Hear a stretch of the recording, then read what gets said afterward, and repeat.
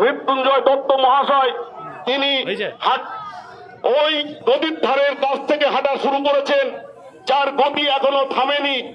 সেই শ্রদ্ধেয় মাস্টার মশাই কে আমরা দেখতে পাচ্ছি, তিনিও এই বর্ণাঢ্য শোভাযাত্রায় অংশগ্রহণ করে হাঁটতে হাঁটতে এই বিদ্যালয়ে পৌঁছে গিয়েছেন।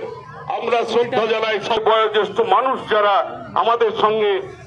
কত শক্তি দিয়েছে ভগবান যে আজকের দিনে অনেক অক্ষম মানুষ হয়তো সক্ষম হয়ে গিয়েছে, আজকে অনেক অন্ধ মানুষ হয়তো তার দু চোখ ফিরে পেয়েছে এই দৃশ্য দেখবার জন্য। অনেক অক্ষম মানুষ হয়তো হাঁটা শুরু করেছে।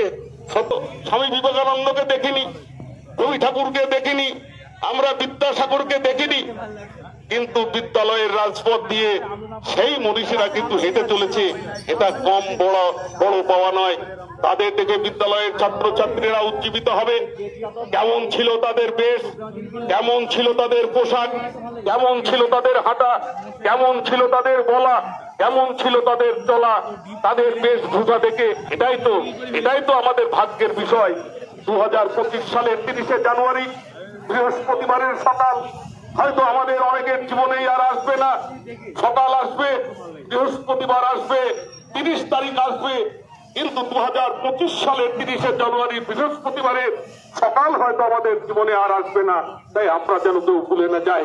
আজকের এই অনুষ্ঠানে অংশগ্রহণ করতে আমরা সকলকে অনুরোধ করব, সমস্ত স্তরের মানুষ আজকে আমাদের সঙ্গে থেকে সুন্দরভাবে এই কয়েকটি দিনকে আপনারা